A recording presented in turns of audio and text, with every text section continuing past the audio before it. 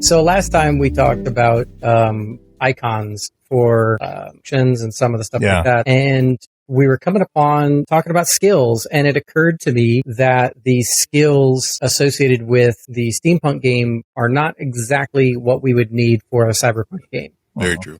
So I figured we could run through what the steampunk game provided and try to come up with some kind of equivalent that would make sense in a cyberpunk universe. And the icons from the steampunk were specific colors and shapes, and we could probably keep that consistent across into the cyberpunk because there's really not any, it's not specific. It's just a shape and a color that we can make into something, and but the overall shape and color being the most recognizable part of the icon.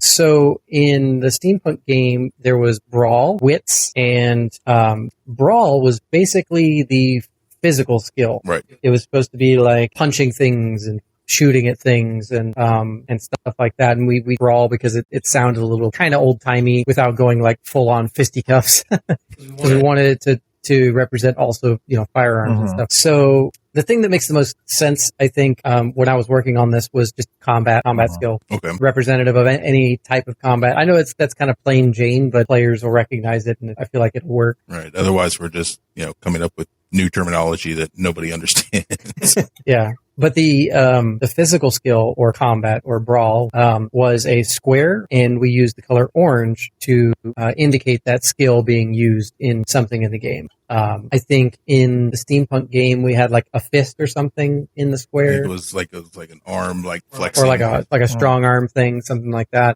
Obviously, we probably want to go a little bit more generic combat with it. Maybe something like a reticle, like crosshairs. Yeah. Yeah. Wits was represented by a green triangle, and we went through quite a few options on this one. I think we ended up on like a light bulb that had a gear in it or something. But it used to be two. Right. It used to be like, it was science and like a diplomacy kind of thing. And then we combined that into wits to simplify the skill set and to have 3 skills instead of 4. Mm-hmm. But overall, whatever we put into that skill, it was supposed to represent the mental skills. Right. And wits was anything from negotiation tactics to science-based stuff, usually science-based engineering and invention and things like that. So a mental skill for Cyberpunk, there was a couple of them that I found in Cyberpunk games and stuff, usually had to do with, technology, like basically just like tech skills. And I think that could work. It's a generic enough term that I don't think anybody's going to nail us for saying tech. No. So tech is going to represent, any ability to, you see, that doesn't really involve, any kind of social construct. Or social skill. It doesn't involve social skill. So tech would kind of pigeonhole itself into like engineering or genetics or biology, like the sciences. Right. Minus social. Anything that's not social sciences. Technology sciences, I guess. But the third skill for steampunk, mystic, which was basically magic, doesn't really fit. Yeah, can't really have magic. So this is probably where we could put in a social aspect. Yeah, we could just replace mystic with a social skill, and that would make sense. So I had a note, like we could change, like I think other cyberpunk game were these. Wow, English. The other cyberpunk game for English. The other cyberpunk game had a skill called cool, which was basically being able to keep a cool head, or be stealthy. Not really like the slang term of being cool, but like staying cool under pressure. And that was basically the mental skill, the mental or social skill of the Cyberpunk RPG. And they lumped that in with like being able to be stealthy and damage reduction and things like that. Right. So it's like awareness under pressure. Yeah. Right. I mean, we could keep magic for an interesting element, but it doesn't, like, that would also add to the whole aliens thing. And that now that I say it out loud, that kind of sounds like too much. So we need a word that's like not diplomacy, but a way of, being social with people and having that be a skill. Probably want something a little more flavorful than just communication. Yeah, that's a little blah. Yeah. Mystic was a circle and was purple. Brings up any words or images. A purple circle. So it would be, like, I guess trying to be influential. Influence? Yeah. Pretty good. Because, in social media, you call, people that are ahead of the game influencers. Yeah, so that actually, that plays into it nice. Take influencer to the next level. Like, right? that could be a character class, but an influencer like to a cyberpunk degree, where you can like convince people to do stuff almost like mind control. Yeah. Right. Yeah. And then you have political influence and Yeah. Mm-hmm. Oh yeah. Yeah, different types of influence also kind of, it allows you to subcategorize it into different kinds of influence. Yeah. So yeah, okay, so influence, purple circle. So combat, influence. Those would be the 3 skills along with those icons. I feel like that's pretty good. Okay. Let's see. Yeah, so crosshairs are reticle. For the skill, since we have green for one of the player colors, maybe we should avoid green for an icon. What do you guys think about yellow? I'm okay with for that. Technology? That's what the original communication one was. So okay, so we'll go with a yellow triangle for tech. Hopefully nothing that looks like one of those hazard triangles. Yeah. Or maybe it is. Maybe it's like, danger, this person has technical skills. But something just like, I don't know, circuit lines, because it has to be readable. These particular icons, like the faction icons we talked about, were going to be blown up and like used as background pieces for characters and stuff like that. And it could appear in other places. But skill icons are actually going to be used in line with text. To represent what a player needs to use in a particular situation. Instead of writing out skill, we're just going to use those icons. So the icon needs to be readable, even if it's only like, around 1/4 of an inch tall. So that about the smallest it would get is about 1/4 of an inch? Okay. Yeah, that's probably what we'll try to stick to. Because some cards will have like, you get +1 combat if you use this card, but we want to just put, icon instead of writing out the word combat and let people skills to the icons more than the words in text. That makes sense. I think in one of my graphics layouts, I had a version where it was like the icon and then had a little empty circle next to it. So I could put a number there if it was like multiples of it or something. So that way I wouldn't have to have like 4 of them in a row or whatever to represent multiples. And then I think I might have updated it for like where it just says like 2x icon or something like that. We'll figure that out later, but basically we want to use the icon in place of text as far as like what can be used where.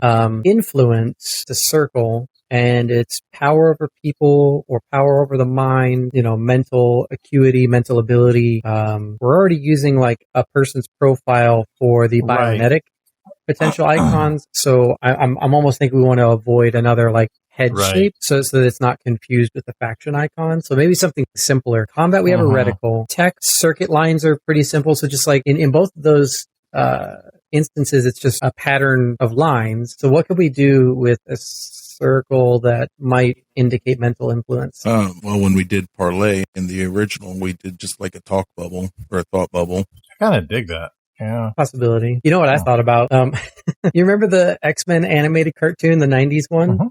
When Professor X would use his power, it would be concentric circles. Oh, yeah. Oh, yeah.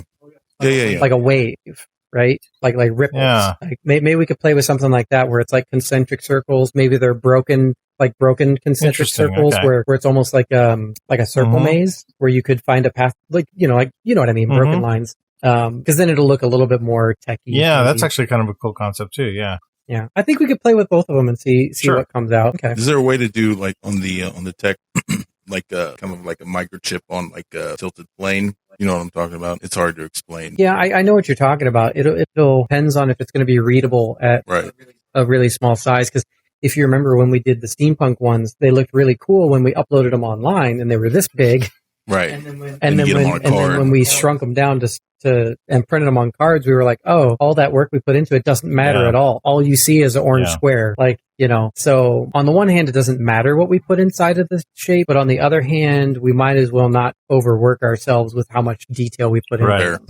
So I don't know. I think keeping, because also if you guys remember with like the map and stuff, we're going with sort of this digital readout, sort of radar looking kind of technical screen, right? And so keeping things like skills 2-dimensional as possible would totally make sense, because if you can boil it down to a single color transparent icon that could appear on a black screen, that would be super ideal in my opinion. That does work. Yeah. So I think we need them as simple as possible. They're not only readable, but then it makes sense with the kind of things that we're doing. Because I was thinking about this on like the character cards and the other things that we have where we're going to have text written out. I thought it'd be kind of cool if we played with is more like a screen and then you have the the TV scan line kind of text, as long as we can find a font that's really readable. We don't want something that's too hard to read, but kind of that, vintage screen effect.